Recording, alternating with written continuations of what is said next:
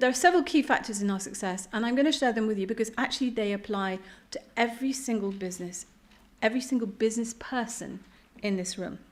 So the key factors are the product itself, branding and design, PR, and for us, very importantly, as with the others, the ethics which underpin our brand. And, they're not rocket science, but actually you don't necessarily have to reinvent the wheel to have a successful business. You have to do some things very, very well. Then we had to create the brand. And believe it or not, the global brand that you know today began one rainy Saturday night in bed on the Portobello Road. And we played with all sorts of names. I think I can safely say if we had gone with Organic Chalk, Eco Chalk, Biochoc, I would not be in the British Library this evening.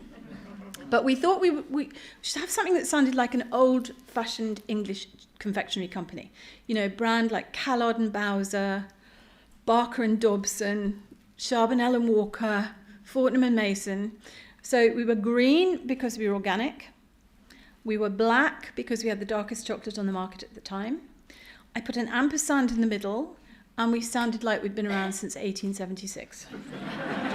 And basically, the minute I said it, I knew we had it. It just pushed all the right buttons. We'll start with products, since obviously in the case of chocolate, that's the sexy bit.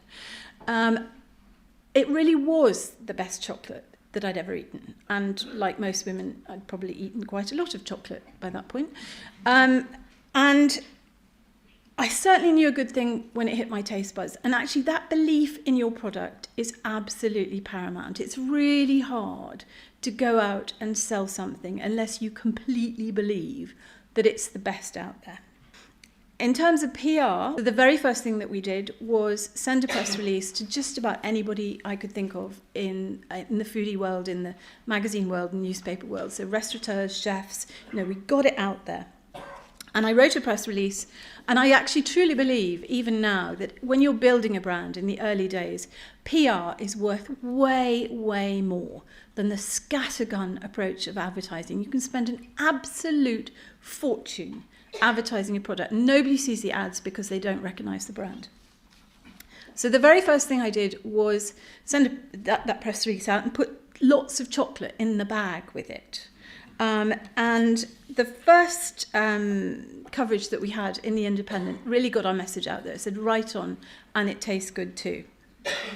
And giving that product away was really, really important, because we genuinely believe that one square equals 1,000 words. And every opportunity we had along the way to give our chocolate away, to put it on seats at film premieres, to put it in goodie bags, to do trade fairs, green fairs, the Good Food Show, everything.